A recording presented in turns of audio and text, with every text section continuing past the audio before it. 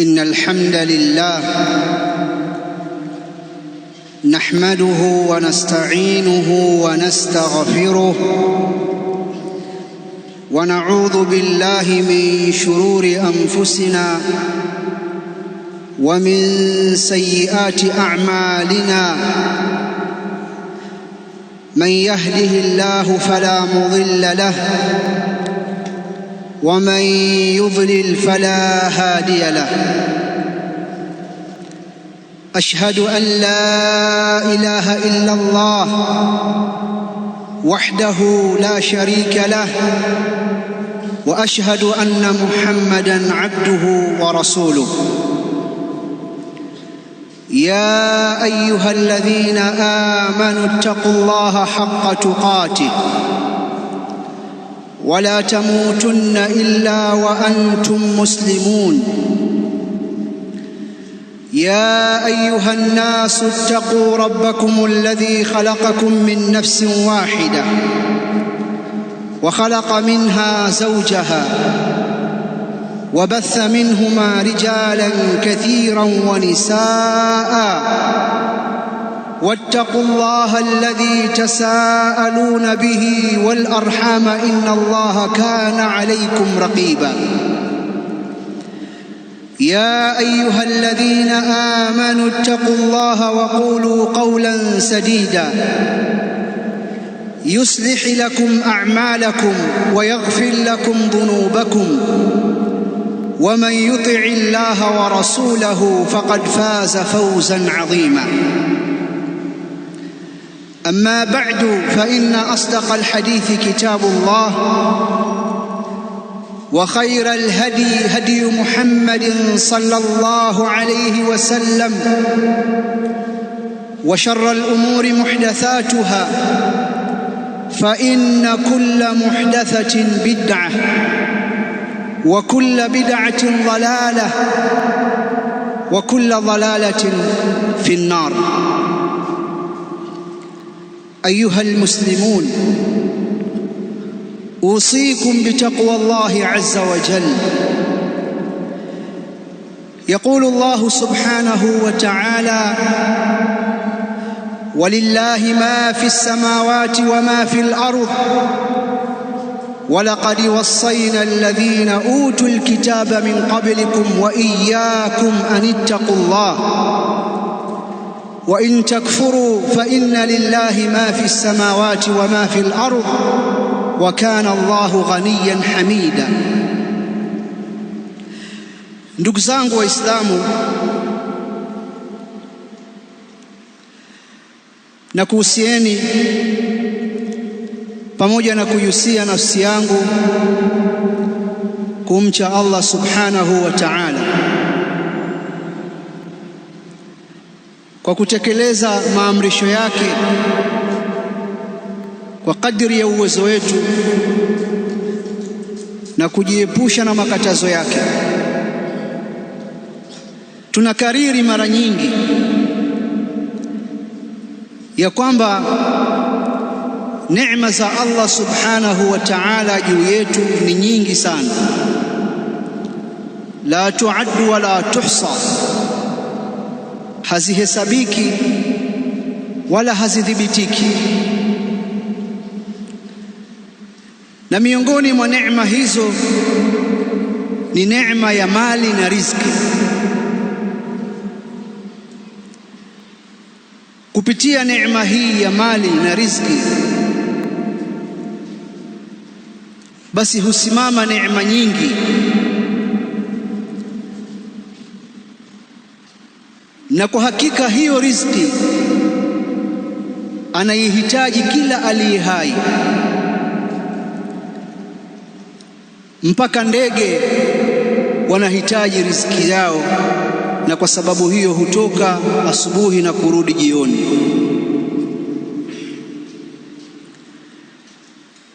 Na Allah subhanahu wa ta'ala, baada ya kutupa hiyo neema ya mali na riziki, akatupa mtihani kama ilivyo kawaida yake, kutujaribu katika maisha yetu kwa mambo mbalimbali. alladhi khalaqa almauta walhayata liyabluwakum ayyukum ahsanu amala wa nabluukum bisharri walkhairi fitnatan wa ilayna turja'un. Tunakujaribuni nyinyi kwa mambo ya shari na mambo ya kheri, hali ya kuwa ni mtihani huo, na kwetu sisi mtarejeshwa.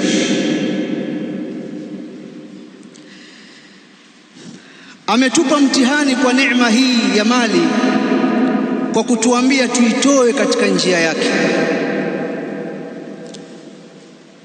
Ametupa mtihani katika hii neema ya mali kwa kuipendezesha katika nafsi zetu. Kwa hiyo ametupa mali, nafsi zinaipenda, halafu akatuambia tuitoe mali katika njia yake. Lakini si bure tu, ametuahidi ujira mkubwa katika kuitoa hiyo mali. Aya za Qur'ani zinazozungumza suala la kutoa ni nyingi sana.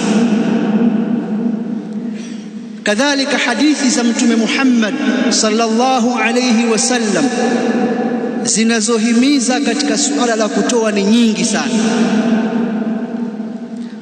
Huwezi kunidhibiti ukasema huyu bwana katika mazungumzo yake kwa kutaka kutupa ushahidi wa kwamba Allah ametuamrisha tutoe, basi atasoma aya fulani na fulani kwa sababu ziko chache. Hapana, hiyo unayoifikiria wewe na anayoifikiria mwingine zinaweza kuwa sio kabisa ambazo nitawaawidhi, lakini sipo mnazijua. Na maanisha nini? Na maanisha ya kwamba maandiko katika suala la kutoa katika njia ya Allah subhanahu wa ta'ala ni mengi sana, na tutakubaliana ya kwamba hayakuja bure bure. Mimi nitawatajia aya chache kama kuwakumbusha. Katika suratu Ibrahim Allah subhanahu wa ta'ala anasema, qul liibadiya alladhina amanu yuqimus salah wa yunfiqu mimma razaqnahum sirran wa alaniya min qabli an ya'tiya yawmun la bay'un fihi wala khilal. Sema Muhammad, uwaambie waja wangu wale waliomwamini Allah subhanahu wa ta'ala wasimamishe swala na watoe zaka na watoe vile ambavyo tumewaruzuku kwa siri na kwa dhahiri, kabla haijafika siku ambayo hakuna biashara katika siku hiyo, wala kabla haijafika siku ambayo hakutakuwa na urafiki. Watoe kabisa, waambie. Aya nyingine iko katika suratul Muzammil. Allah subhanahu wa ta'ala anasema, wa aqimus salata wa atuz zakata wa aqridu Allaha qardan hasana wa ma tuqaddimu li anfusikum min khairin tajiduhu 'inda Allah huwa khairan wa a'zama ajra wastaghfiru Allaha inna Allaha ghafurur rahim. Simamisheni sala na mtoe zaka na mkopesheni Allah subhanahu wa ta'ala mkopo mzuri. Wama tuqaddimu li anfusikum min khair, na chochote mtakachokitanguliza kwa ajili ya nafsi zenu, katoa mali kwa ajili ya nafsi zenu katika mambo ya kheri, hicho kitu mtakikuta mbele ya Allah subhanahu wa ta'ala. Maana kupata uhakika wa jambo ni katika mambo ya msingi, na hata sisi wanadamu katika maisha ya kawaida, umeweka fedha zako benki, ukisikia benki yafilisika unakwenda mbio kuzitoa, unapata wasiwasi. Kwa hiyo hata kuhifadhi mali zako wewe unaangalia hiyo sehemu ambayo ina uhakika wa kwamba mali yangu nitaiweka na nitaipata. Kwa hiyo Allah subhanahu wa ta'ala anatupa hakikisho hilo kwamba chochote mtakachokitanguliza kwa ajili ya nafsi zenu katika mambo ya kheri, mna mali mkatoa, basi hicho mtakikuta mbele ya Allah subhanahu wa ta'ala, sio hivi hivi, kikiwa kiko bora zaidi na chenye ujira mkubwa. Aya nyingine inayowakumbusha nayo katika suratu Taghabun, Allah subhanahu wa ta'ala asema fattaqullaha mastata'tum wasma'u wa ati'u wa anfiqu khayran li anfusikum wa man yuqa shuhha nafsihi fa ulaika humul muflihun. Mcheni Allah subhanahu wa ta'ala kwa kadri ya uwezo wenu, sikilizeni na mtii, na toeni kwa ajili ya nafsi zenu, na yule atakayeogopea ubakhili wa nafsi yake, basi hao ni katika wale watakaofaulu. Aya hizi na aya nyingine nyingi katika Qur'ani zinatupa sisi faraja katika hiyo mali ambayo Allah subhanahu wa ta'ala ametupa, ya kwamba atatulipa ujira mkubwa. Kutoa katika njia ya Allah subhanahu wa ta'ala kuna kwenda kwa matajiri wale walio na uwezo, lakini pia kuna kwenda kwa watu ambao ni maskini, wana uwezo mdogo. Kila mtu kwa kadiri ya uwezo wake. Halikufungika suala hili la kutoa kwamba ni kwa watu ambao wamepewa mapesa mengi tu, hapana, bali linakwenda mpaka kwa watu ambao hali zao ni duni, lakini wanacho kitu kidogo kwa sababu ya ile kheri yake. Na kama isingelikuwa hivyo, basi wasingelihamasishwa watu watoe hata kitu kidogo. Na ushahidi wa kuonesha hili upo katika Qur'ani, bali katika hadithi za Mtume Muhammad sallallahu alayhi wasallam. Kwa wale matajiri, Allah subhanahu wa ta'ala amewapa mpango mzuri katika Qur'ani wa kuzipeleka mali zao ili ziwasaidie. Aya zilizomo katika suratul Qasas ni katika miongozo hiyo, zile zinazomzungumza Qarun. Allah anasema inna Qaruna kana min qaumi Musa fabagha alayhi wa atainahu min alkunuz ma inna mafatihahu latanuu bil'usbati ulil quwwa idh qala lahu qaumuhu la tafrah inna Allaha la yuhibbul farihin wabtaghi fima ataka Allahu ad-dara al-akhirah wala tansa nasibaka min ad-dunya wa ahsin kama ahsana Allahu ilayk wala tabghi al-fasada fil ardi inna Allaha la yuhibbul mufsidin. Allah anasema hakika Qarun alikuwa ni katika watu wa Musa. Wana wachuoni al-mufassirun wanasema bali alikuwa ni katika ndugu zake kabisa, akawadhulumu. Tulimpa mali Qarun nyingi sana, kiasi ambacho funguo zake za kufungulia kwenye zile hazina zake za magodauni yake zinawatopea watu wenye nguvu. Kumbuka kaumu yake ilipomwambia usifurahi furaha ya kibri. Allah hapendi watu wa namna hiyo, wenye kibri na kujiona na majivuno. Kisha aya inayofuata ukapangwa mpango mzuri sasa wa namna ya mtu mwenye pesa kupeleka bajeti yake, zikawekwa sehemu nne. Sasa angalia wewe ambaye una fedha nyingi, utaweka asilimia ngapi katika sehemu gani? Sehemu ya kwanza Allah anasema wabtaghi fima ataka Allahu ad-dara al-akhirah, tafuta kwa kile ambacho Allah amekupa nyumba ya akhera. Ya kwanza hiyo. Wala tansa nasibaka min ad-dunya, wala usisahau fungu lako duniani. Ya pili hiyo. Wa ahsin kama ahsana Allahu ilayk, nafanya wema, fanya ihsani kama Allah alivyokufanyia ihsani wewe kwa kukupa mali. Ya tatu hiyo.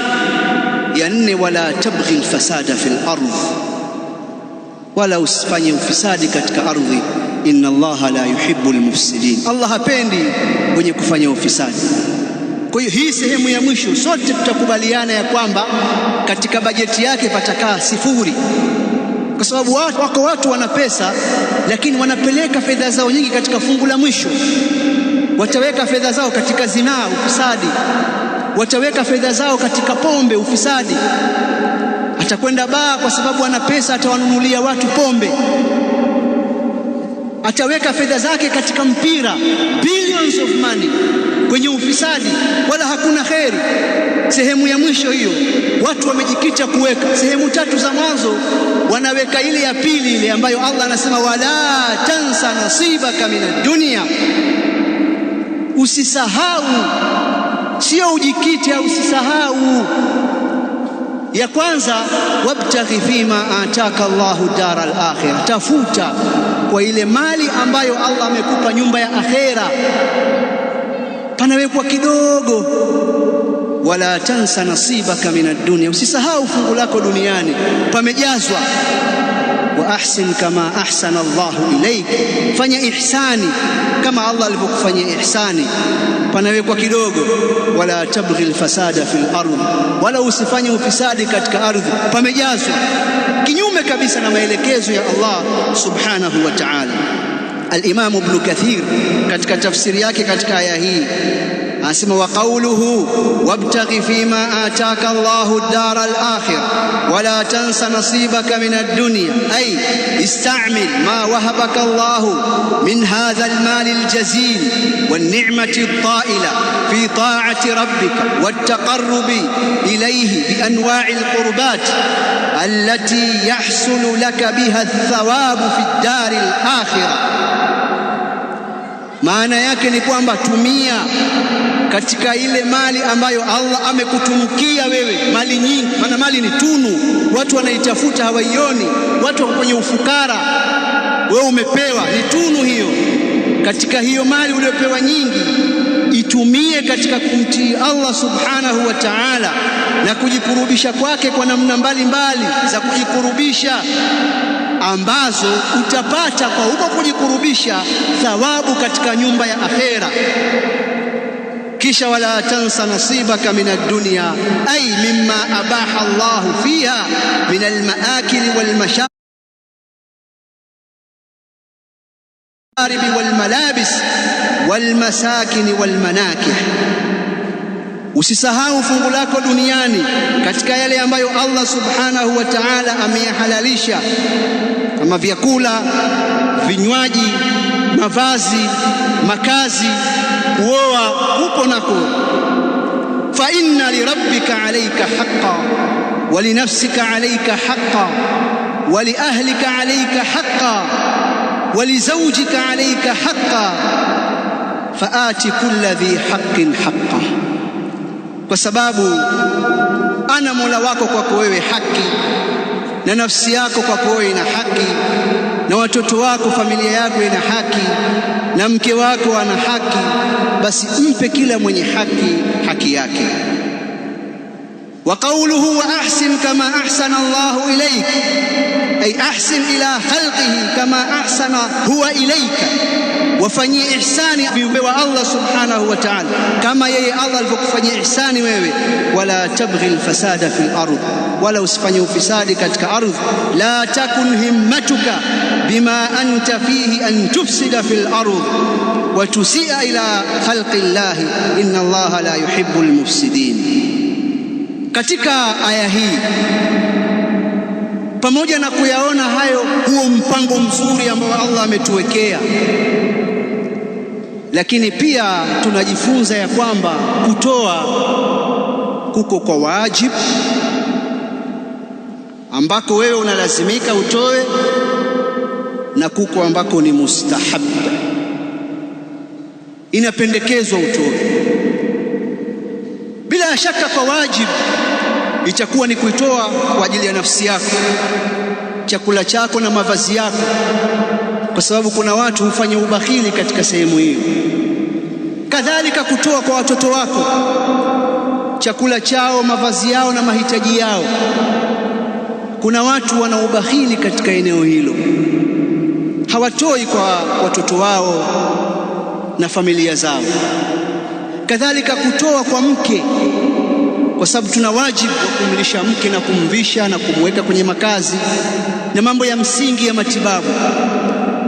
Kadhalika kutoa zaka, kwa sababu ni katika mambo ya wajibu kama umepewa mali. lakini kuna mambo mengine ambayo yanakuwa ni mustahabu, kama kuwafanyia watu ihsani, kujenga misikiti na kufanya vitu vingine. Narudi kwenye nukta yangu ile niliyowaambia ya kwamba kutoa si kwa matajiri tu. Sasa nimewatajia mpango mzuri wa utoaji kwa matajiri. Kwa hiyo utaweka bajeti labda 25% kwenye kipengele cha kwanza, wabtaghi fima ataka Allahu dara al-akhirah. Utaweka bajeti ya 50% sema kwenye kipengele cha pili, wala tansa nasibaka minad dunya. Utaweka bajeti 25% kwenye kipengele cha tatu, wa ahsin kama ahsana Allahu ilaik. Sababu ukipewa mali kuna watu watakuja kwako kwa sababu unacho na ni watu wa karibu. Sasa sio kusumbuliwa, hiyo ni baraka. Kwa hiyo watakuja wewe uwasaidie, watakuja watoto wa dada, watoto wa kaka, watakuja wajomba, watakuja watu hao, watu mbalimbali watakuja. Kuna fungu la kuwafanyia ihsani watu kama vile ambavyo Allah subhanahu wa ta'ala amekufanyia ihsani.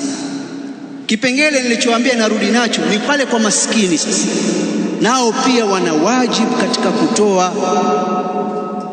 Moja miongoni mwa hadithi zinazolionyesha hili ni pale Mtume aliposema fattaqun nara walau bishiqqi tamra, uogopeni moto hata walau kwa kutoa kokwa ya tende, nusu ya tende, kitu kidogo kabisa.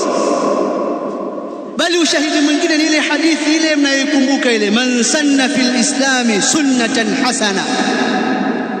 Kwa sababu urudi alhadith, sababu ya kupatikana hadithi ile ni sadaka. Mtume sallallahu alayhi wasallam aliwahamasisha masahaba zake watoe sadaka baada ya kumjia kundi la watu mafakiri. Hamasa ilikuwa kubwa, masahaba wakaangaliana, kila aliyenacho aona chake kidogo. Masahaba ni watu wa kheri. Mmoja akakimbia nyumbani kwake haraka, akaenda akaleta tende ambazo zinajaa mkono wake, zataka kukaribia kumshinda. Bwana Mtume sallallahu alayhi wasallam akazipokea na akasema man sanna fil islami sunnatan hasana, kwa sababu baada ya kupokewa kwa bashasha na kuombewa dua, basi wengine wakaenda wakaleta sadaka zao. Sasa mimi nina hiki, wacha nilete. Mimi nina kiroba kizima, wacha nilete. Mimi nina nguo hivi, wacha nilete. Lakini ilipokelewa ndogo kutoka kwa mtu ambaye ndio ulikuwa huo uwezo wake. Bali hata aya katika suratu Tauba ile ambayo Allah subhanahu wa ta'ala anawabeza wanafiki, inaonyesha kwamba hata maskini walikuwa na uwezo mdogo walikuwa wakitoa. alladhina yalmizuna almutawwi'ina min almu'minina fi sadaqat walladhina la yajiduna illa juhdahum fayaskharuna minhum sakhira Allahu minhum walahum adhabun alim. Allah asema wale ambao wanawabeza na kuwabeua wanotoa sadaka nyingi, kwa sababu kwa wanafiki wao ukitoa nyingi tatizo. Kadhalika wale ambao hawana isipokuwa sehemu ndogo juhudi yao. Kuna watu walikwenda kwa Mtume, hawata mnyama hawana, tutaka twende jihadi sisi. Mwingine kaleta hiki, mwingine kaleta hiki. Angalia yule ni aleta nini yule? Allah anasema hao anawasema vibaya, wanawabeza wanaotoa nyingi na wanawabeza wale wanaotoa kidogo, wanawafanyia istihzaa. Allah anasema sakhira Allahu minhum, Allah atawacheza shere wao, anawafanyia istihzaa kwa maana ya kulipa yale maovu yao wanayofanya. walahum adhabun alim. aqulu ma tasma'un wa billahi tawfiq. alhamdulillah hamdan kathiran tayyiban mubarakan fihi ملء السماوات والأرض وملء ما بينهما وملء ما شئت من شيء بعد. أهل الثناء والمجد أحق ما قال العبد وكلنا لك عبد. اللهم لا مانع لما أعطيت ولا معطي لما منعت ولا ينفع ذا الجد منك الجد. والصلاة والسلام على أشرف الأنبياء وإمام المرسلين نبينا محمد صلى الله عليه وعلى آله وأصحابه والتابعين لهم بإحسان إلى يوم الدين. Ndugu zangu katika imani, Njia za kutoa na sadaka bora ziko nyingi sana. Mfano wa sadaka bora hizo ni kujenga msikiti. Mfano wa sadaka bora hizo ni kujenga madaris na kuwahudumia walimu, maimamu na maduati. Mfano wa sadaka bora hizo ni kusaidia katika jihad fi sabilillah. Mfano wa sadaka bora hizo ni kuwalea mayatima, kuchimba visima kwa maana ya kunyeshelezea watu maji, kuweka auqaf kwa ajili ya dini na maendeleo yake, kuwalisha watu chakula, kuwafuturisha waliofunga na nyinginezo. Na vyote hivi nilivyovitaja vina ushahidi na dalili katika sunna ya Mtume Muhammad sallallahu alaihi wasallam, bali vina ushahidi katika Qur'ani. Mimi nataka kujikita kwenye sehemu moja tu, niwakumbushe katika sehemu hiyo: kujenga madaris na kuwaangalia walimu, maduati, maimamu na wanafunzi. Sasa hivi katika hali ya umma wa Kiislamu tulionayo, ukimwambia mtu jambo gani ambalo hasa umma wa Kiislamu unatakiwa wahangaike nalo kwa ajili ya kujiletea hadhi na heshima yao, kwa ajili ya kurudi kwenye ule Uislamu wa sawasawa ambao tunakubaliana kwamba wengi tumepondoka, basi jawabu litakuwa ni rahisi sana, kwamba tuwekeze katika ilmu, watu wajifunze Uislamu, waujue, watu wawafundishe watoto wao Uislamu, waujue, wawafundishe wake zao Uislamu na familia zao, tuujue, halafu tuutekeleze. Hili bwana, jambo hili, wewe ambaye una mtazamo tofauti na hili, ukasema wataka kujadiliana na mtu ambaye anakuambia kwa hali ya umma wa Kiislamu ulivyo sasa, hili ndio la kufanya, wewe ukasema hapana, kuna jengine, atakushinda kwa hoja nyingi sana. Nataka kusisitiza ya kwamba huo ndio mwelekeo wa sawa. Ili umma wa Kiislamu uondokane na hali ulionao, urudi katika sawasawa, lazima tujikite katika ilmu kwanza, halafu watu wafanye amali. Na ndiyo ajenda ya msingi kabisa ambayo da'wa yetu imeishika, kila mtu ajua, hata awe wapi, kwa sababu ni jambo lililotangazwa likatangazika. Jihadi ya sawasawa sasa hivi ni jihadi katika ilmu, kuisoma ilmu na kuisomesha, hapana shaka katika hili. Sasa kama hivyo ndivyo, ndugu zangu, mbona uwekezaji wetu sisi katika suala hili ni mdogo? Mbona upatilizaji wetu sisi katika suala hili ni mdogo sana? Na hatuwezi kupata matokeo mazuri kama hakuna uwekezaji wa sawasawa katika ilmu. Hatuwezi sisi kupata matokeo tunayoyataka kama nyinyi mmewapuuza walimu wala hamuwajali. Mimi nasema watu wote ambao wako serious na mambo yao, basi suala la ilmu ndio limewekwa kipaumbele. Hata zile nchi zote kubwa zenye maana, wewe ziangalie bajeti zake za elimu zilivyo. Hiyo elimu hiyo ya kiulimwengu na mazingira, iangalie bajeti ilivyo. Hii serikali yetu inatumia pesa nyingi kwenye elimu, kwa sababu zaidi ya 50% ya watumishi wa umma ni walimu. Lazima ili mpate matokeo, lazima muwekeze katika ilmu. Iangalia al-Mamlakatul Arabia as-Saudia inavyotumia mapesa mbalimbali katika ilmu. angalia matokeo yake, angalia maulama waliopatikana. Si kazi rahisi ile.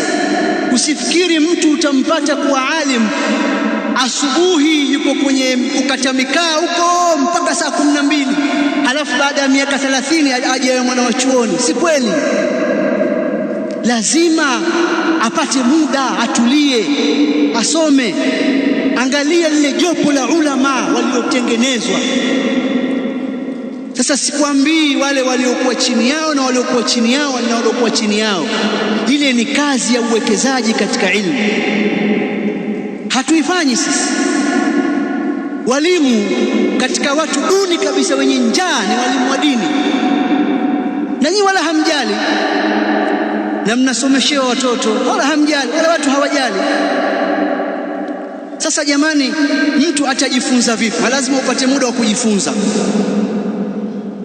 Kama wanavyokwenda watoto shule, kama wanavyokopeshwa mikopo hawa wanafunzi wa vyuo vikuu waje walipe, kwa sababu hawezi kufanya kazi alafu aje asome, kwa akopeshwe asome alipwe, mambo ya kiserikali. Atajifunza vipi? Hilo moja. Pili, hawa mashaikh hawa watafanya vipi utafiti? Wataandaa vipi durusi?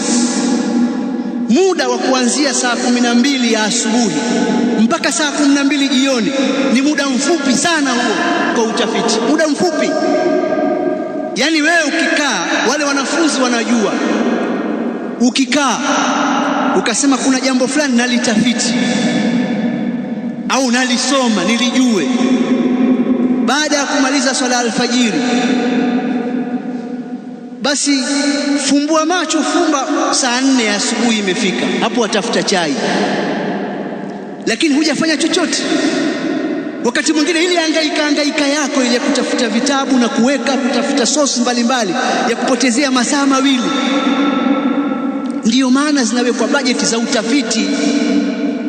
Sasa hii dini itahudumia vipi? Naona vipaji vinapotea, nguvu inaondoka, mashehe wanazeeka, huduma ya dini haitafanyika. Tunataka mashehe wafanye utafiti, tunataka mashehe waandike. Kazi ya kuandika si kazi rahisi. Wewe uhangaike kuuza dawa, uhangaike kuuza chai na maandazi, uhangaike hivi alafu eti uandike, hauwezi. Na tunahitaji kuandika. Tunahitaji kwa nini? Kwa sababu upotoshaji upo. Tunahitaji kwa nini? Kwa sababu kuna kizazi kimekuja, tunatakiwa kifundishwe. Kuna mambo yamekuja, usikasema vitabu vinatosha vilivyoandikwa huko nyuma vya Kiarabu na vya Kiswahili havitoshi, ndio maana vyaandikwa. Kila fani inafanyiwa khidma mpya kabisa. Ndio utakuta kuna tafasiri za zamani huko, wakina Imamu Tabari, wakaja wengine, wakina Imamu Ibn Kathir, wakaja wengine, mpaka wakina Sheikh Muhammad bin Saleh al-Uthaymeen, una tafsiri zao na zitaendelea, kwa sababu wakati unabadilika, watu wanafundishwa, mambo yanakuja mapya. Nani atakayeandika? Maneno haya yatakuwa ni mengi na mtachoka. Mimi naona sisi hatujafanya uwekezaji wa sawasawa na hatuko serious. Nyinyi wengi watoto wenu wanasomeshwa bure. Hawa walimu wanaosomesha watoto wenu waendesha vipi maisha yao? Nyinyi mshajiuliza? Wale walimu ambao wewe umepeleka mtoto wako anasoma, waendesha vipi maisha yao? Kama wataka uhakika kuhusu ufadhili hakuna. Maana kuna watu wasema kuna jitajiri pale aleta pesa, wala hakuna. Zile ada ambazo nyinyi hamtaki kulipa, ambazo zikaondolewa, maana zikaondolewa. Maana watu bwana, kwa sababu ya kuliweka hili jambo vizuri, hebu basi changieni. Si kwa ajili ya walimu kutajirika, kwa ajili ya kule kuendesha maisha. Changieni, huyu aingia huku, huyu atoa huku, huyu aingia huku, huyu atoka huku. Sasa walimu wanasema hivi, watu wasichangie. Tutaki tena kuchangiwa, tutawasomesha sisi, tuwafurahi. Sasa hivi ada hamna bwana. Walimu wametekeleza wajibu wao, wameona kwamba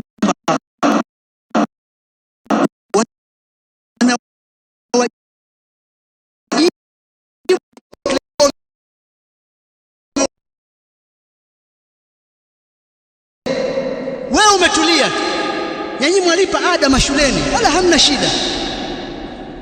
milioni 1, milioni 2, milioni 3, tena ni fakhari kabisa. Kuna watu walipewa watoto wadogo milioni 10 kitoto cha nursery school, mpaka milioni 40 ada za primary, wakati unaweza ukawasaidia tulabu ilmu wengi kweli kweli katika fedha hizo mwatoa.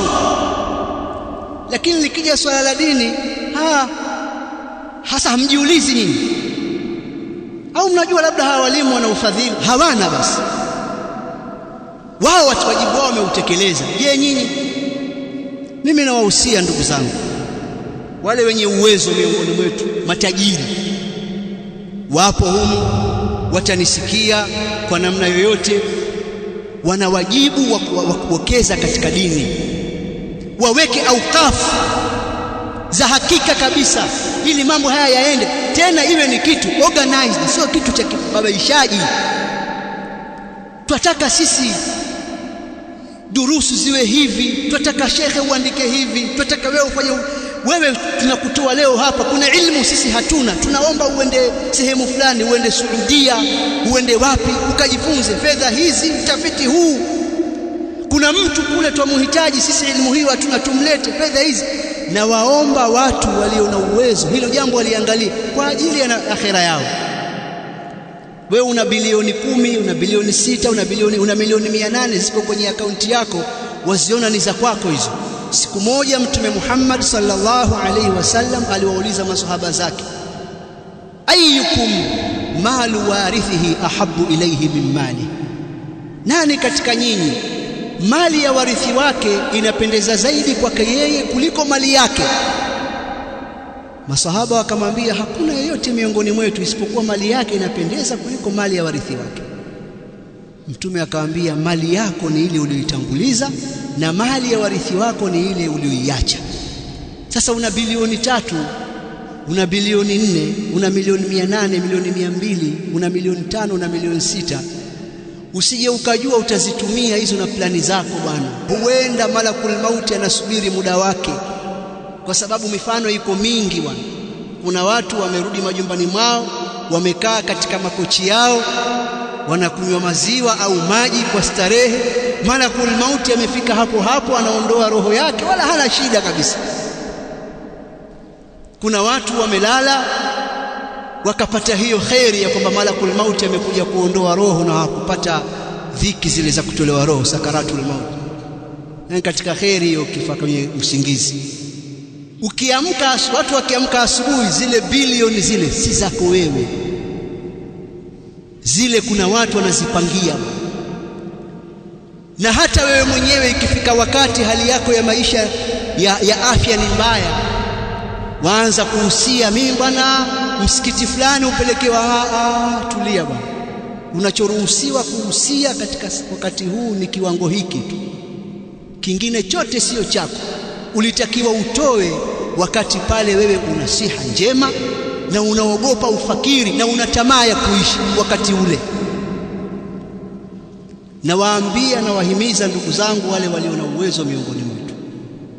Kadhalika narudi kwa sisi watu wadogo wadogo, sisi kwa kiwango tulicho nacho na nafasi tulizo nazo, mimi naamini wewe katika miezi yako 12 usiniambie kwamba umekosa shilingi 10,000 wewe kuwekeza katika dini, katika mwalimu, katika kumsaidia shekhe, katika kumsaidia imamu. Mimi siamini, ni kujipanga tutoe kwa kadri ya uwezo wetu. Na ile aya inayozungumza kuhusu mambo ya kunyonyesha na wakina mama na watoto inafaa katika eneo hili. Liyunfiq dhu sa'atin min sa'ati wa man qudira alayhi rizquhu falyunfiq mimma ataahu Allah la yukallifu Allahu nafsan illa ma ataaha sayaj'alu Allahu ba'da usri yusra. Atoe mwenye uwezo kwa kadri ya uwezo wake, na yule ambaye riziki yake ni finyu basi atoe kwa kiwango ambacho Allah amempa. Allah haikalifishi nafsi isipokuwa vile alivyoipa. Sayaj'alu Allahu ba'da usri yusra. Rabbana atina fid dunya hasana wa fil akhirati hasana wa qina adhaban nar. Allahumma ighfir lil mu'minina wal mu'minat wal muslimina wal muslimat الأحياء منهم والأموات. اللهم لا تدع لنا ذنبا إلا غفرته، ولا دينا إلا قضيته، ولا مريضا إلا شفيته يا رب العالمين. اللهم اشف مرضانا مرضى المسلمين، وارحم موتانا وموتى المسلمين. اللهم إنا نسألك الهدى والتقى والعفاف والغنى. وصلى الله على سيدنا محمد. قوموا إلى صلاتكم. Sasa mzee huyo